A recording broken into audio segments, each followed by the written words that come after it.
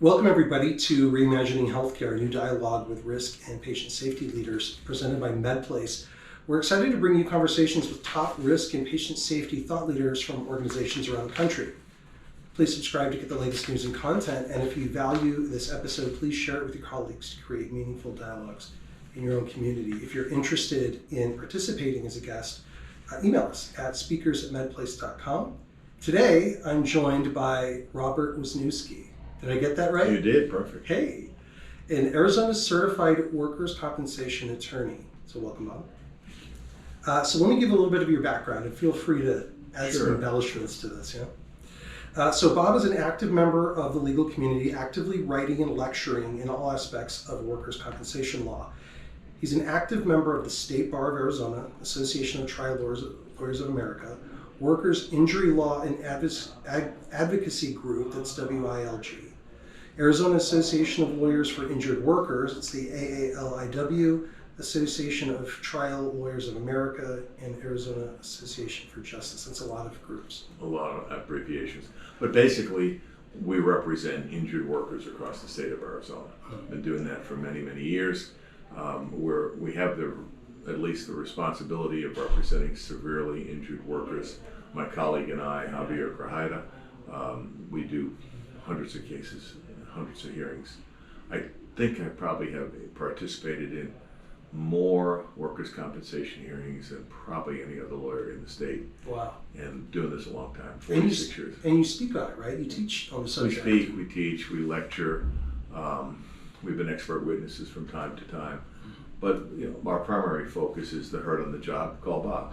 So we've been doing that for a long time and representing severely injured workers in every county in Arizona. Our courts used to travel circuit, and they don't circuit anymore because of technology and Zoom and things of that nature. All of our hearings emanate out of Phoenix or Tucson, where the judges are located. But the hearings are done by a Google Zoom platform, a digital platform. Isn't that amazing? Now, did that just happen with COVID, or is that already starting before COVID? It was COVID. We were not doing that before that. And it's actually been a remarkable change in terms of we can use witnesses from hundreds of miles away, or even in other states, where before that presented a logistical and financial difficulty for our clients to have an expert witness or their treating doctor in Missouri. Well, I'm not going to Arizona. So it's difficult. It's interesting in other spaces, like in MedMal, for example, COVID drove a lot of this adoption of video conferencing, but now you're starting to see it kind of go back the other way. It's never going to go back to the way it was. It's never no, our industrial commission will probably never have it's just a live hearing. They have the ability to do that. They have a building here, and we have offices in Tucson where they've had hearings over the years. But let's say since St. Patrick's Day 2 years ago was my last live hearing at the Arizona Industrial Commission. And I have not set foot in the building except to do 2 seminars where they were broadcasting from the building, where we used to go down there every day, 3 or 4 times a day. And that's been 2.5 years. So the technology has helped. It's just changed how we do things. We bring our clients to our office, and we call it a Zoom room all set up for them to testify, because we recognize they may not have adequate electronics. If they're using an iPhone and they're testifying, all we're seeing is generally the top of their head sometimes, and bad noise and the cat jumping around or the dog in the background. So it's hard enough to do the case without those distractions. So we attempt to say, look, if you don't have the adequate electronics, then we would like you to come to our facility and do it there. And everybody's been pretty good with that. That's great. Well, I can say that I think I know all of my employees' pets' names at this point. Which I never thought I would. Because they came to work. Because they all, exactly. They all jump on the keyboard at some point. Okay, so you teach this stuff. Can you give us a little bit of a foundation on workers' compensation? Workers' compensation in Arizona was started in 1912 when we became a state. It started in more industrialized states, New York, other eastern states. It came here as part of the last state to be in the Union, the mainland Union. It's part of our Constitution. In our Constitution says we have to have a just and humane workers' compensation system. So that starts the ball rolling.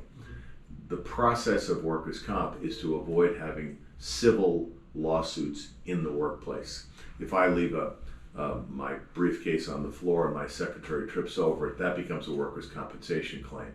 If it hadn't been that, she could sue me in civil, and we don't want those kinds of conflicts in the workplace. Yeah. So that's how it started.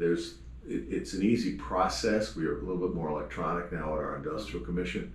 You can file a claim by going on azica.gov for Arizona Industrial Commission government.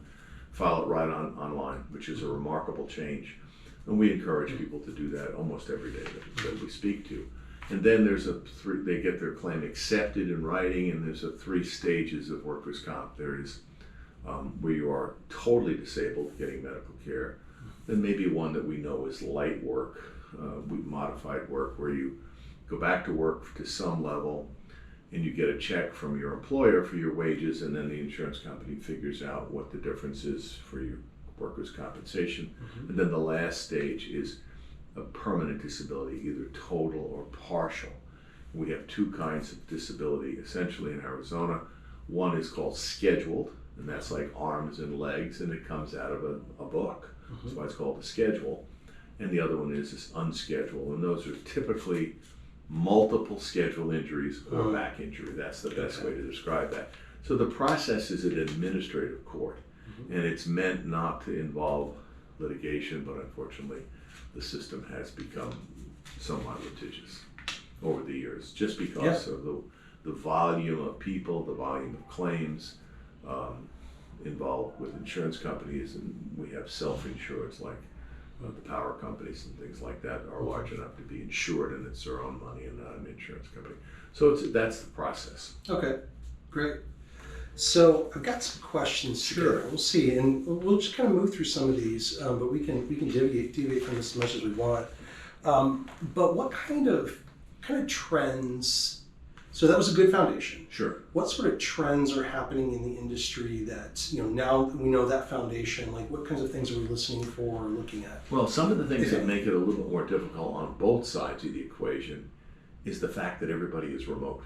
The insurance adjusters are typically working remotely, so the insurance lawyers, we call them the defense lawyers, may have a hard time even reaching their client because they're on a different time frame in East Coast, even though it may be a California insurance company.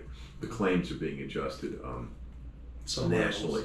And that sometimes can be difficult because the laws change, because workers' comp is a state-based system. There is no federal workers' compensation, except there is for federal employees. They go to the Department of Labor. But for individual states, every state makes different rules. So unfortunately, sometimes an adjuster may be in Missouri and they think that's how you do it in Missouri, but it might be different here. Although our commission allows training and requires them to do some training, that's a trend that has happened over the last 5 or 6 years. Any unique nuances about Arizona that you've noticed over the years? Not specifically directed to Arizona. I think some of the things we have seen is, perhaps compared to other states, an increase in some cases that can get mediated. Just like in the personal injury side, a mediator might bring the people together and try to resolve the claim.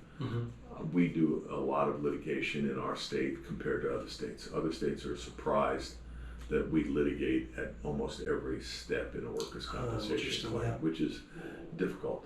For example, Kansas has an adjunct position that says, look, if you don't believe this guy got hurt at work and they're disputing what we call compensability, you file a request for hearing. That hearing will happen within 30 to 45 days, and they'll get a decision in 30 to 45 days. That's remarkable, so that within 3 months you know whether you're going to be covered for medical care and some indemnity, some money, or not. In our system, that could take months, maybe even a year. Wow. Which is unfortunate. Do you see that changing? Is there anything on the horizon? Is that being pushed to change in any way? One of the part that makes it difficult is that sometimes when the insurance adjuster turns the file over to their defense lawyer, they forget about the file. So our lawyer has it, so we can't touch it anymore. And I lecture to insurance adjusters and say, don't do that. You're losing control of the file, because some of the defense lawyers just keep the file going and going because they're billing the insurance company for the time that they're working on the case. It's a great gig if you can get it. Unfortunately, it becomes difficult. It makes the claim go on. People become upset. And we try to educate our clients and say, look, we want to help you as fast as we can, but sometimes the system is slow. Yeah. Sometimes the other lawyer has a financial interest in making it go slower because he or she's getting paid. And that's a problem. We're technology people around here, and I often talk about poor system design. And that is a system design flaw. If you've got the wrong motivations designed into it, right? We're going to get more of that behavior. One of the things that I've always thought would be a nice thing, and we've kind of dabbled with it in Arizona a little bit, is maybe to have some kind of division between what is a big case and a small case. We treat in our system a big case the same as a small case. So if you have an inhalation of some mold at work and you missed a month of work and you've got a couple of $1,000s worth of medical bills tops, that would be the same as a very severe back injury. My thought would be maybe we can parse that out to a judge that could get involved early and say, well, this is a $5,000 case. Interesting. Rather than a $25,000 or $50,000 or $100,000 case. Yeah. But everything gets in the same track at the same time and it goes on forever. So the idea is if we had a better triage system, maybe that's a good way to put it. We might be able to handle these things a little bit more efficiently. Right. And I'm not so sure that the system as it's set up now permits that. It could or should if we had some gateway look at it early on, maybe an early intervention from a judge with maybe a pre-hearing conference saying, well, what is this case about? Is it the same run-of-the-mill, your doctor against my doctor, and the gentleman's off a short period of time, let's get it resolved. We have some of that in the civil side, but we really don't have a very good process on the industrial side for that. Boy, you'd think everybody'd be motivated to see something in place that makes this a little bit more efficient. It's an institution, the Industrial Commission, and all the stakeholders. We have self-insured, we have insurance companies, we have doctors involved, we have therapists involved. It's to move. It's like trying to turn a battleship sometimes. Yeah, no kidding. It takes a while. Well, and Arizona is pretty active, right? From what I understand from workers' comp perspective. We are. Don't we lead the country in a couple of metrics here? I saw that information in what your office sent over, and I don't know that statistically, but it wouldn't surprise me. For example, my colleagues in Florida say, and that's a large state, going, you go to that many hearings a year? We mediate, we get everything done by mediation. We do not really do much mediation. It's coming around. We now have sometimes a position where certain aspects of a case, certain types of cases, when it's assigned for a judge to go to a hearing, another judge will be what they call a settlement or a mediating judge that might try to bring the parties together a couple of months before and say, is this case one that we can resolve here or start the ball going towards a resolution before you go to a full-blown hearing? Because the hearings take time. Usually it's the applicant, the injured worker, who's testifying at the first hearing. The second hearing, which may be months later, will be his treating physician that is going to relate the complaint, the condition, the diagnosis to the work activity, the facts. And then another month or so, there'll be the defense doctor who says, oh, he had all that before, it's not related, or it's not as bad as he thinks it is. Yeah. That process can take, on a minimum, on a good day, 3 to 6 months. Yeah. So that's too slow. Wow. So interesting. I do want to just dig into Arizona because I'm not sure what other states have that compares to us. Industry-wise, we have a large services-based industry here. We have a huge, construction industry here. Do we have the industry makeup that's also going to give us a bit of more of a higher profile for work comp stuff, or is it related to other types of things, not really those industries? I think construction is the primary source of labor, and construction is the primary source of workers' compensation injuries. Yeah. the repetitive injury from like an assembly line, we don't see too many of those. We're not a factory-oriented, trade union state. Yeah.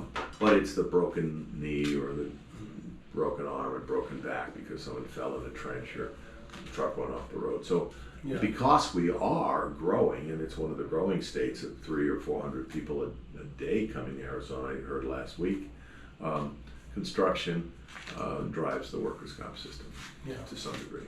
Yeah, okay, makes sense. So you started talking about just sort of the process that a claim goes through, right? And you talked about these different physicians along the way that might be providing opinions. Right. I'd love to dig into that a little bit. That's been an area that we've been in for some time now. Do you guys use your own medical experts? How do they play into the? Well, I think what happens is there are medical experts that will testify in workers' compensation matters. Doctors, like any other professional, they have a choice. Many of them don't even do workers' comp. They don't want to deal with billing under a fee schedule. Yeah. They don't want to deal with maybe the delays inherent in the system. They would prefer, well, they're familiar with health insurance. They use those systems. Yeah. So we prefer to have a physician that is reachable, that who will talk to us. Yeah.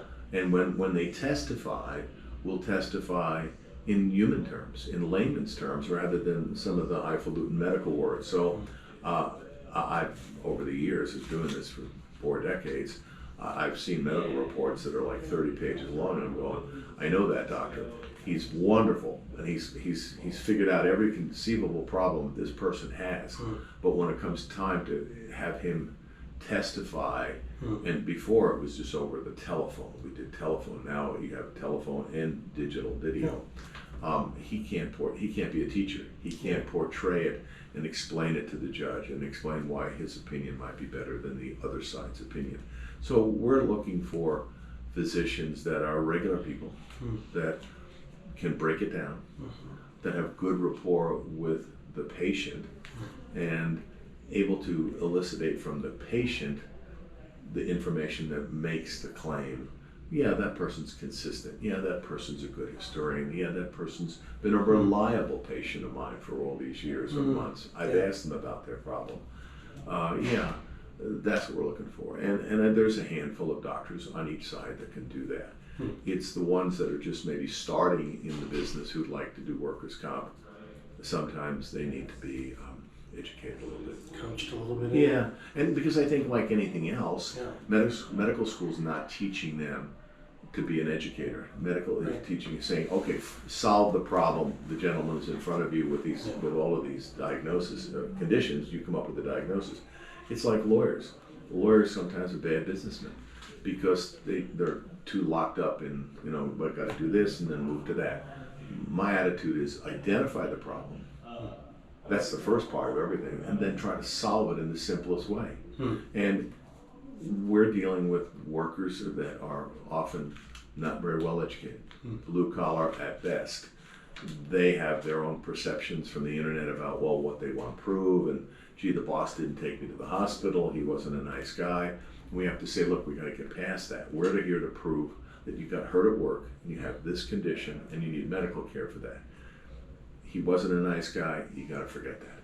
So we have to try to say to them, look, this is what we're going to identify.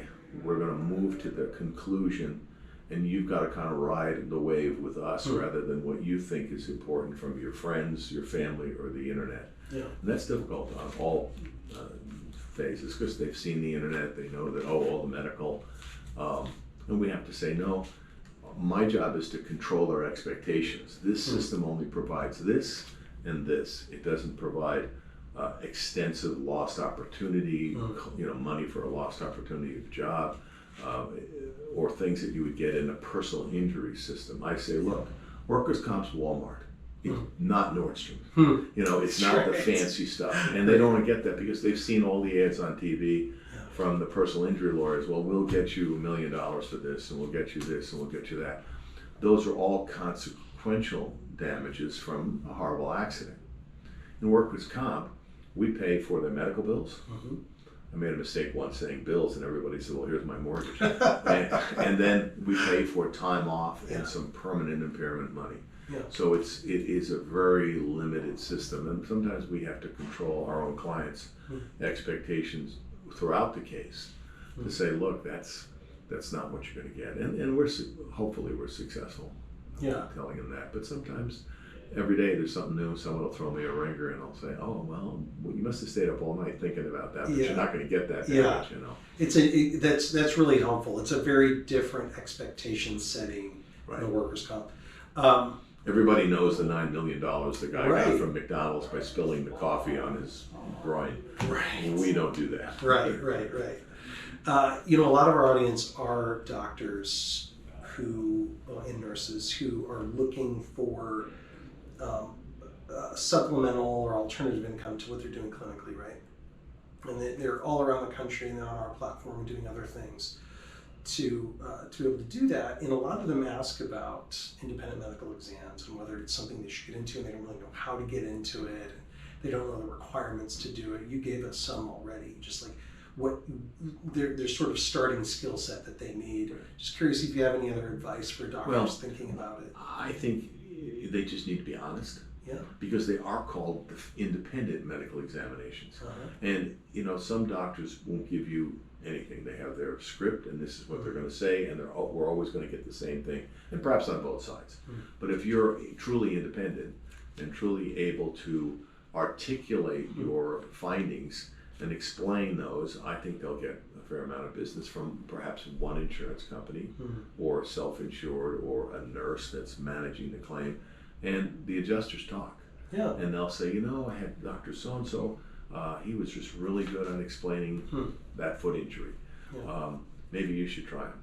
And where no one is looking for an advocate on either side, but sometimes that's what the doctor degenerates into. They become an advocate. And then either side can see through, well, I could write that report before you even see the doctor, or they could write my doctor's report if it's one of those that tends to say the same over and over again. So a doctor that's looking to get into the space or has been in the space a while should self-reflect and look back at all of the exams that they've done, and have they been very one-sided type of thing, right? And then maybe talk to someone who actually is doing, in his specialty area, an independent exam practice. Of course, the competitor may not want you to learn how to do it from him, but I think some of the doctors are cooperative. And I hear from each side that, we're getting to the point that we need more doctors on each side, because people are retiring, people are doing something different, or they don't want to do this. It can be rigorous at times. Well, sometimes what keeps doctors away from it is they may have done it once and it was a lot of overhead. You mentioned before, like the time and the back and forth and getting records in a banker's box, shipped to their office and things like that can turn a lot of doctors off. So the traditional way of doing it also has come with some overhead that I think kept some people out. We're trying to address that part through technology. Yeah, exactly. But still the need is good doctors who can be impartial and can teach. Right.